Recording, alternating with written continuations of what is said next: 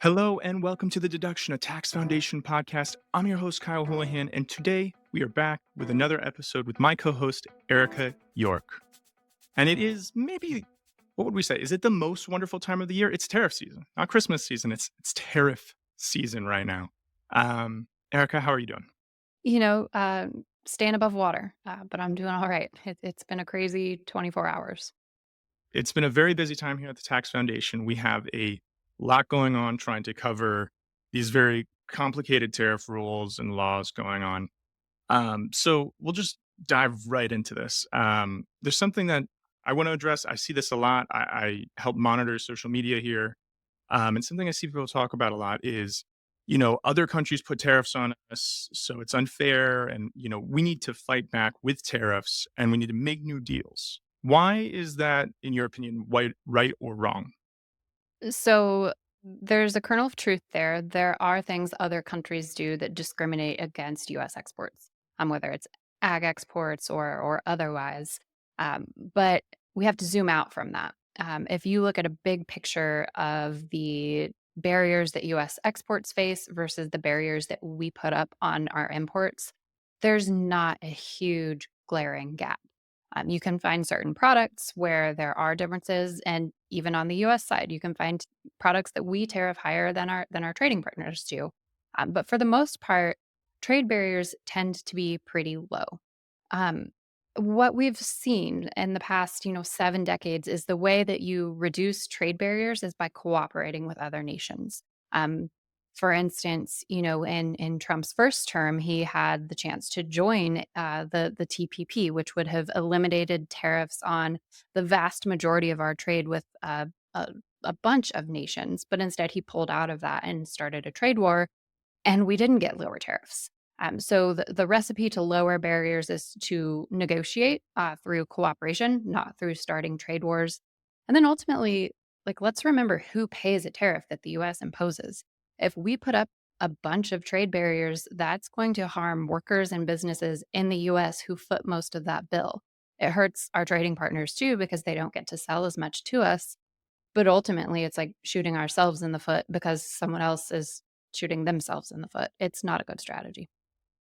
Yeah, I think there's this idea that like we're gonna like get even with these other countries or something. And really is it's kind of a joke on us in a sense, is like we're paying for the thing we're supposed to be imposing and hurting that other country with. Am I right about that? Yeah, yeah. When Trump made this announcement in the Rose Garden and held up this, big infographic with this big list that says, here are the tariffs other nations charge us, those were fake numbers. Those are not tariffs that US exports face in any market. They constructed those numbers with their own formula that's not related at all to tariffs other countries impose, to non-tariff barriers that other countries impose, to discriminatory policies other countries impose. They have no semblance to reality. So even though Trump is saying, hey, we're just reciprocating, we're not. These are numbers that were made up in order to raise tariffs. That's it. So if we're talking about, I mean, I don't want to be too harsh here and talking about things that are a little bit made up, but this next question is something I think is kind of made up. A lot of people want to talk about, and the president and the White House has talked about the trade deficit. Now, why is it that a trade deficit doesn't matter maybe as much as people think it does, and it's not it's such a bad thing? So the president thinks of the trade deficit as a scoreboard, but it is not at all. If we think about our trade deficit with the grocery store, are we losing and the grocery store is winning? No, we're both gaining. So it's really misguided to keep track of trade in that way and think that it's some kind of indicator of economic health. The trade deficit's actually a reflection of broader choices that Americans as a whole make about the way we use our money. Specifically, that we don't save very much in the US economy. That's a reflection of private saving. Most people consume a lot, they don't save as much. It's also a big reflection of government dissaving. When every year the federal government runs a budget deficit, that's like they are negative saving. So we have low saving in the US, but we have really high investment. We have a lot of investment opportunities. We're a growing economy. We're innovative. We have some of the best companies in the world. So we're a really attractive place for investment. This creates a big gap between how much we save and how much we invest. And that gap is made up from foreign capital inflows from savers in other countries who put their money in the US economy because they think there are attractive investment opportunities or they trust the safe returns that they can get from US treasuries. That gives us money that we then turn around and spend. So we are able to spend more than we make. That drives the trade deficit. So if you actually want to reduce the trade deficit, you either have to cut investment in the United States, which everyone should know right off the bat that's a bad idea. If there's not as much investment, we're not growing as much, wages aren't as high, we're not as productive. The other way to do it would be to increase saving. And the government has a couple options for that. They could get closer to a balanced budget. They could also reduce the tax burden on saving so that individuals would have incentives to save more. None of those have anything to do with tariffs. And so bottom line, the trade deficit is not an indicator that something is wrong with the US economy. It's actually a sign that we're a really attractive place to invest and that we don't save enough to do all that investment ourselves. Two, tariffs don't address it. Tariffs are not going to change it. They're just going to reduce production, reduce trade overall, make us poorer, and not, hit the target that Trump is aiming for.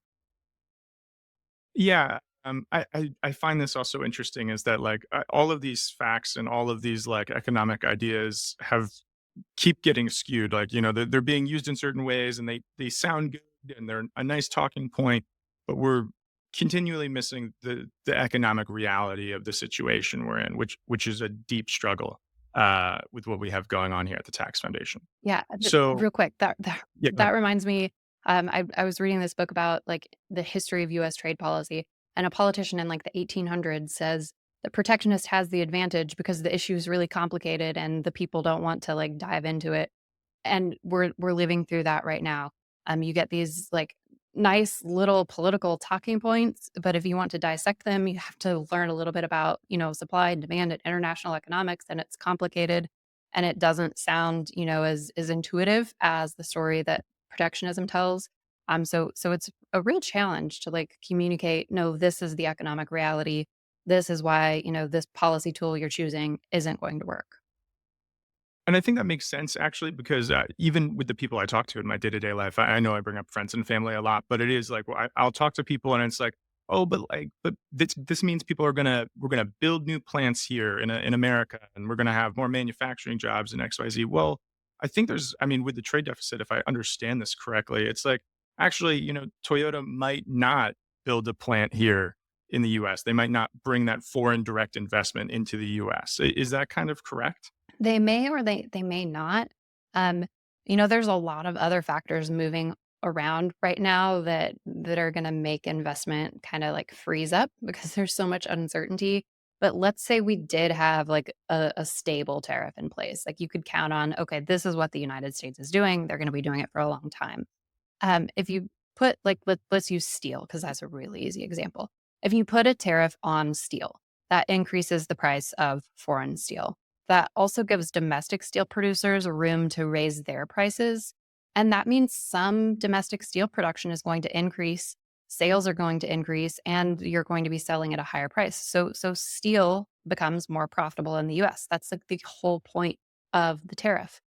That doesn't mean that the US economy grew overall or that wages and employment grew overall because that steel production expanding is coming at the expense of basically every other sector in the economy.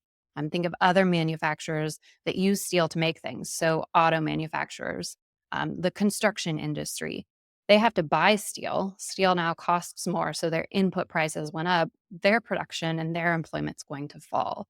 You also, when we're talking about trade, you have currency effects. One of the things you typically get with a U.S. imposed tariff is a stronger dollar. When the dollar is stronger, that means the stuff that we're selling to other countries is more expensive for them to buy. So U.S. exports fall. Um, so you can see all of this is connected. The gain that comes from protection isn't a net gain. It's a reallocation of workers, of investment, of capital from unprotected sectors to the protected sector. And it also means we're doing things less efficiently because we're now incentivizing the higher cost, the less efficient producer to expand at the expense of the more efficient producers. So someone is going to benefit, but it's going to be at the expense of everyone else. And that's why we don't see like a net growth effect from tariffs, even though some people can benefit. Okay, now that makes a lot of sense, and we're going to switch gears here to a little bit of let's call it a little bit of a fact checking. Uh, the president released a memo and a statement, and he had some research that he was citing about tariffs and the benefits of this. So I'm wondering if we can just walk through some of those points. I'm going to start. I'm going to read the first point real quick, and we can just kind of go through this bullet point by bullet point. So, a study on the effects of President Trump's tariffs in the first term found that they strengthened the U.S. economy and led to significant reshoring in industries like manufacturing and steel production. So this hits at that point I was just talking about. This particular study is looking only at the protected steel industry. So they're saying, hey, look, steel production grew by about 1,000 jobs. The value of that production increased by about $3 billion. Hey, the tariffs worked and strengthened the economy. They don't ask, well, what happened next? And what happened next was about 75,000 job losses in other manufacturing sectors and greater production losses in other manufacturing sectors. So the net impact was negative, even for manufacturing. Yeah, and I think it was even today. I'm pretty sure I saw a Chrysler plant laid off 900 U.S. represented workers in Canada and Mexico, and those were U.S. workers. So it's already had effects right away, immediately. So we're seeing the effect and the negative effect. So to the next point here, uh, in a 2023 report by the U.S. International Trade Commission that analyzed the effects of the Section 232 and 301 tariffs on more than 300 billion of US imports, found that the tariffs reduced imports from China and effectively stimulated the US production of tariffed goods with very minor effects on prices. So I love this report. The very start of this report, it has this big caution. We did not look at the full economy wide effects of tariffs, so you cannot use this report to determine if there was a net benefit from tariffs to the US economy. Given that, though, we can see a few things that come out from this report. One is that for tariffed products, there was almost a one-to-one price increase for the goods that face the tariffs. So that means if something faced a 10% tariff, the price of that good went up by almost 10%. So that's full pass through to the US economy. That is a significant price increase. The same study also found that domestic goods rose in price too, because when you increase the price of your foreign competition, you have some room to increase your own price. Now, this wasn't a full economy wide study, but for the steel and aluminum tariffs, for instance, this study looked at okay, how did steel and aluminum producers benefit? They got to raise their prices, they increased their production. How did downstream manufacturing industries fare? They all fared negatively. The higher input costs reduced their production. And if you net those two out, you end up with a negative number. Now, this report also looked at the China tariffs, and they offer a caveat there. Because this is really complicated and a lot of different industries would be impacted, we did not do a downstream analysis. But if we did, you would see rising input costs and lower production as a result. So this report tells us exactly what we would expect from tariffs. They created some benefits for the protected industry. They created higher prices. That came at a cost to others in the economy. It's not really a compelling message to say the tariffs worked. Yeah, I'm seeing a theme that these stats are a little bit maybe cherry picked in a certain way or mined in a certain way. And we'll move on to the next point here, which is according to the Economic Policy Institute, the tariffs implemented by President Trump during the first term clearly showed no correlation with inflation and only had a temporary effect on overall prices. So this is conflating inflation, which is the rate of increase in the overall level of prices. So it's like an economy-wide measure looking at everything. It's influenced by a lot of factors, particularly what the Federal Reserve is doing. And it's conflating that with the relative price increases that the studies cited by the White House have already shown. The one-to-one increases in prices of tariff goods, depending on the tariff rate. So you can have relative price increases. You know, the price of steel, the price of a mattress, the price of a washing machine can go up. That doesn't mean the price of everything everywhere is going up. So I don't think this study really says anything useful besides that there was no correlation, and we shouldn't even necessarily expect correlation there. Okay. And so an analysis from the Atlantic Council found that tariffs would create new incentives for US consumers to buy US made products. Yes, and this is another one where you say, "Yes, that's true," and then what happens? Let's say that I am now enticed to buy a more expensive domestic alternative because the foreign good is too expensive for me. Well, I'm spending more money now than I would have. And there is some more business for a US firm, but that's coming at the expense of other parts of the economy. Because I'm spending more, I have less to spend elsewhere. So revenues for other companies are going to go down. And more broadly, when US imports fall, when we stop importing as much, we send fewer dollars abroad because to buy something from Germany, I have to exchange a dollar for a euro. I don't have to do that personally, but somewhere at a bank somewhere in the world does that for me. Um, when I do that less, the supply of the dollar goes down, the value of the dollar goes up. So my buying less imports increases the value of the dollar, which makes it harder for US exporters to sell their goods. So we're not really, again, creating new business. We're just saying, hey, exporters, you're going to lose. These import competing businesses here are going to win. And people in the United States buying stuff are going to have to pay more. That's not, again, a compelling message of growth. It's reallocation, it's redistribution, and it makes us poorer overall. So, former President Biden's Treasury Secretary Janet Yellen affirmed last year that tariffs do not raise prices. I don't believe she said this. I don't believe that American consumers will see any meaningful increase in the prices that they face. So this one is really silly because Yellen, if you expand her full remarks, like she should have been much more measured in what she was saying. But the Biden administration placed tariffs on a small amount of imports from China, things like lithium ion batteries, solar cells, steel. It's not stuff that the typical American is going to go to the store and buy. So Yellen's sleight of hand was saying this isn't going to result in a meaningful or noticeable price increase for the typical American family. Well, yeah, they're not direct consumers of those goods. That doesn't mean the prices of those goods don't rise. That doesn't mean those higher input costs or higher costs elsewhere don't have a negative effect. So it's kind of twisting her words. And she also shouldn't have said that. Tariffs come with trade offs, even if you and I don't notice it when we go to the grocery store. And lastly, at this point, a 2024 economic analysis found that a global tariff of 10% would grow the economy by 728 billion, create 2.8 million jobs, and increase real household incomes by 5.7%. So if something sounds too good to be true, it probably is. And in this case, the group that did this so called study has taken a well known model and they went in and they manipulated the assumptions in it to essentially flip the sign to say, well, instead of this being a negative, we think it's a positive. It's similar to only counting the benefits of protection for the protected firms and saying, and nothing else in the economy is going to happen. No one's going to have to pay. There's no trade off. Some international economists have gone through and looked at each of these assumptions and explained why it makes no sense, why it doesn't line up with real world things that we've seen even in 2018 and 2019 with Trump's first tariffs. This is pretty much the only study you can look at that says tariffs will grow the economy. And the reason it says that is because they manipulated the assumptions for it to say that. And that goes in the face of all evidence and all experience.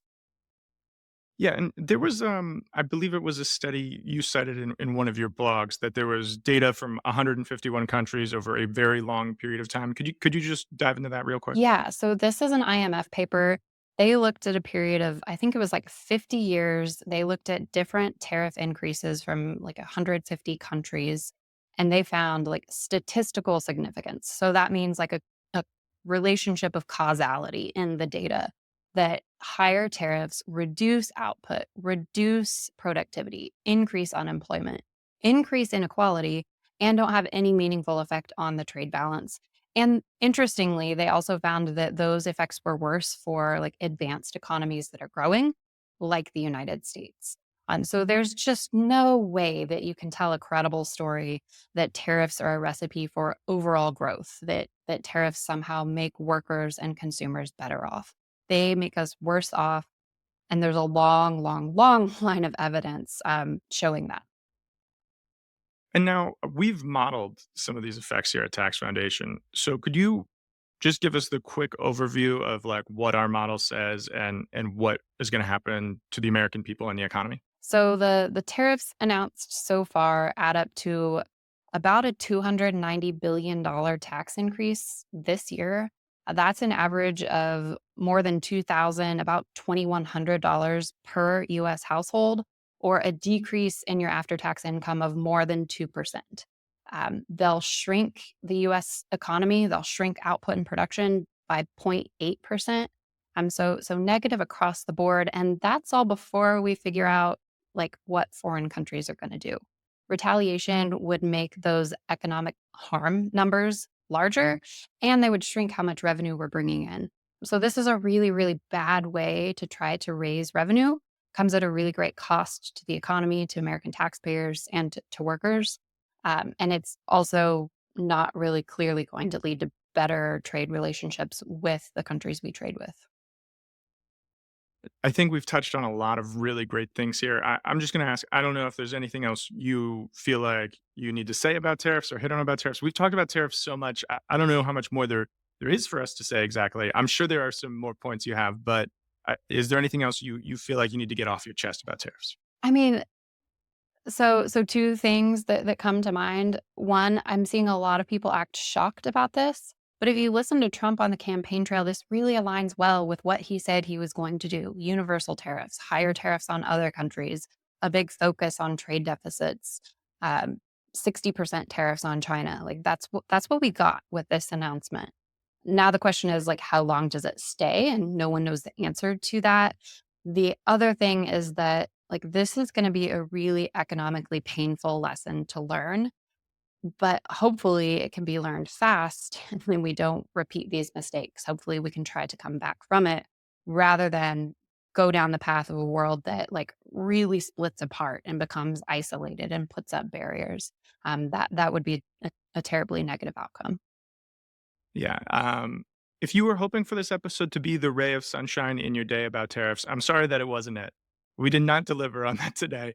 But we did deliver some, I think, excellent facts and information. Erica, thank you so much for being here today. I really appreciate all your knowledge on this. Thanks, Kyle. And so before we sign off, if you have any burning questions about tariffs or taxes, send them our way. Drop a comment on YouTube. You can email us at podcast@taxfoundation.org, slide into the DMs on Twitter. Thank you for listening.